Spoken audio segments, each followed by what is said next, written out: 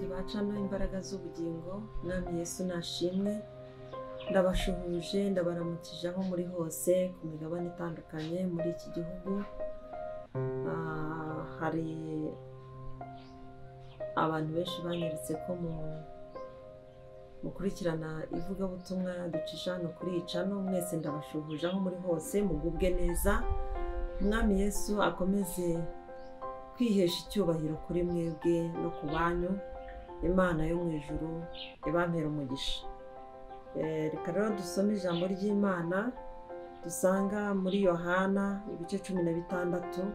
Dusome umurongo wa mbere tugeze ku wa 4.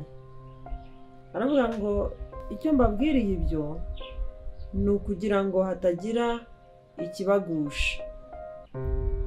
Bazabaca mu masinagogi, kandi igihe kigiye kuza uzabica wese azibwira ko akoreye Imana umurimo, kandi ibyo bazabikorera batyo kuko batamenye Data, nanjye ntibamenye.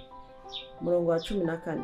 Ariko ibyo mbibabwiriye kugira ngo igihe cyabyo nikigera muzibuke ko ari njye wabibabwiye. Imana yacu ishimwe. Icyo mbabwiriye ibyo ni ukugira ngo hatagira ubagusha. Umwami Imana yabwiraga, Yesu yabwiraga abigishwa be yuko bazarengana. Kuri uyu munsi wa none hari igihe iyo umuntu yakurikiye umwami Yesu, hari igihe arenganywa, akarenganwa n'inshuti ze n'ikigare yari arimo, bavuga bati araducitse. Iyo wakiriye umwami Yesu n'umukiza wawe, inshuti zawe nizo zibanza kukurwanya.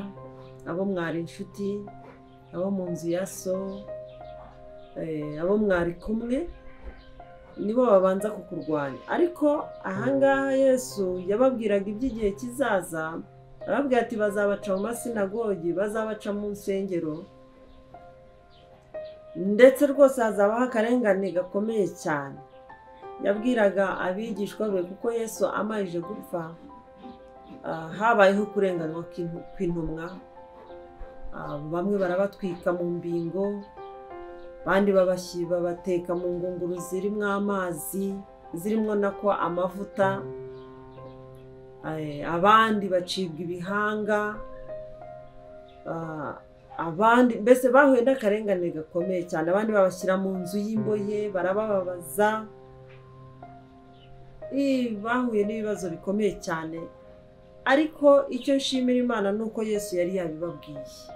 Yari yarabibabwiye, aravuga ati mu gihe kizaza hazabaho kurenganywa, hazabaho akarengane, babace mu masinagogi, babafunge, babice urupfu rubi rw'agashinyaguro.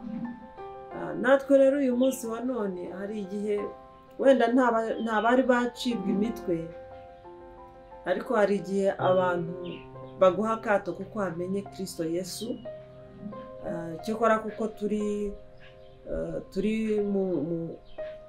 tukiri mu mbabazi z'Imana, cyangwa se tukiri mu rukundo rw'Imana, ntihabe haboneka baguca umutwe. Ariko kurenganwa mu buryo bumwe cyangwa ubundi, hari igihe umuntu ahura nabwo kubwo gukurikira umwami Yesu Kristo, kubwo kwakira agakiza.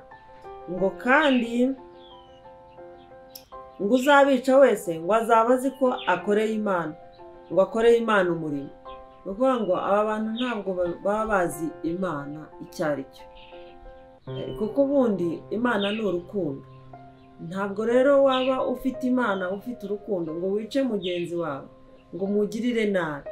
Ahubwo ni ukuvuga ngo aba bantu bitiranya Imana, ntabwo Imana bayivuga, ntabwo bayizi neza. Niyo mpamvu rero barenganya umuntu wese uvuga ngo nakiriye umwami Yesu n'umukiza wanjye.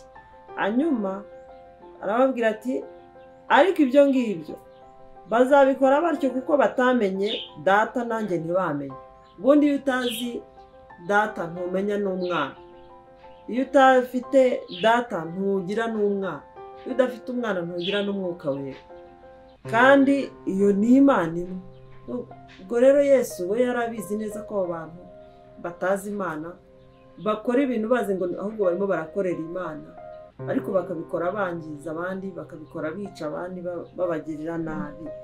Ariko Yesu abibabwira mbere, arangije aravuga ngo ariko ibyo mbibabwiriye kugira ngo igihe cyabyo nikigera muzibuke ko ari njye wabibabwiye.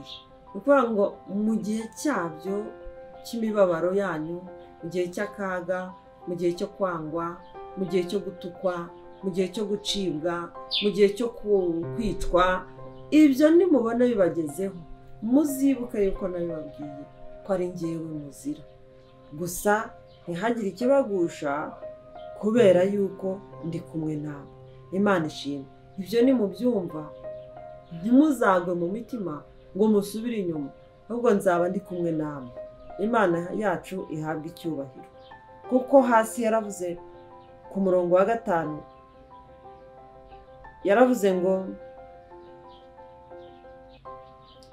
ariko none ndajya kuwantumye, kandi muri mwe ntawumbaza ati urajya he.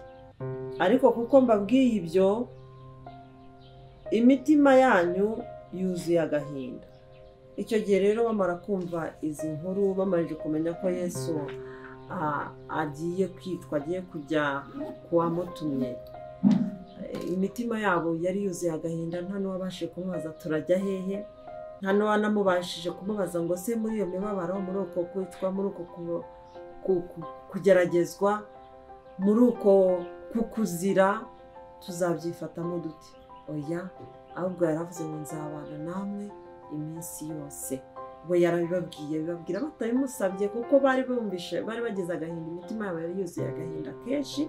Ntabwo rero yigeze ajya, ahubwo yarabibabwiye ngo nzabana namwe iminsi yose.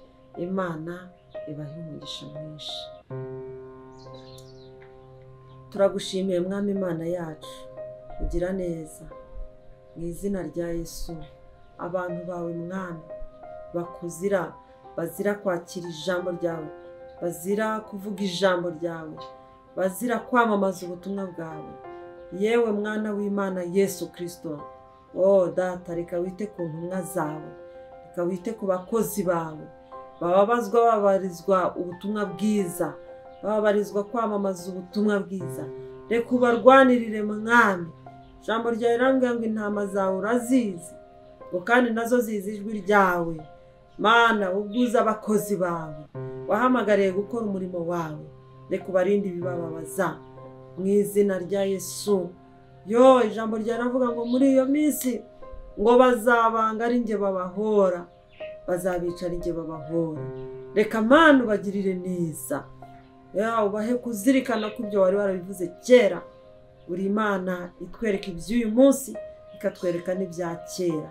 Reka wiyereke ubwoko bwawe Mwami, kandi uzarusheho kubana nabo, uzarusheho kubana natwe mu mibabaro tunyuramo yose, uzarusheho kubana natwe mu ntambara duhura nazo kubwo kugukurikira no kuguhamya. Mana, urakoze rero, urakarama.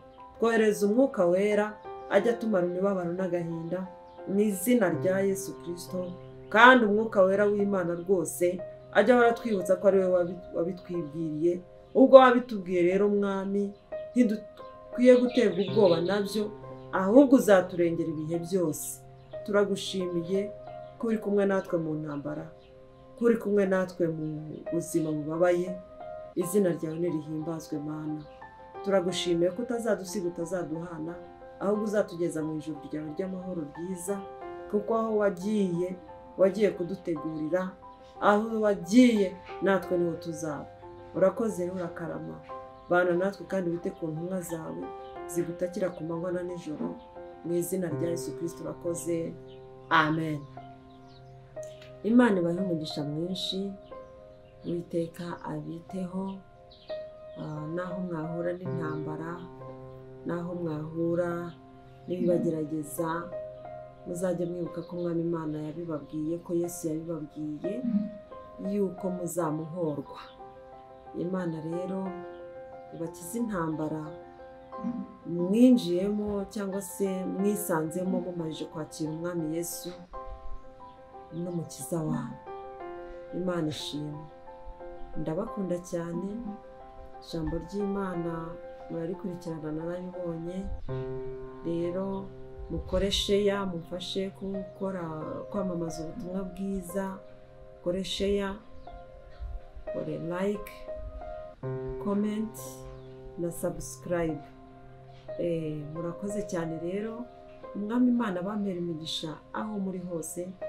Bakundwa, nta kizaba ku ntore z'Uwiteka takize bamenyesheje, ahubwo umwami Yesu akomeza bamenyesha iby'iminsi iri imbere n'iby'igihe tugiye kwinjiramo, kugira ngo mutazagwa bitazabatungura kandi muri abana b'ibwami. Imana ibahe umugisha. Ndabakunda cyane. Aho muri hose mugubwe neza. Nukuri amaboko y'Imana bashyigikire. Murakoze cyane.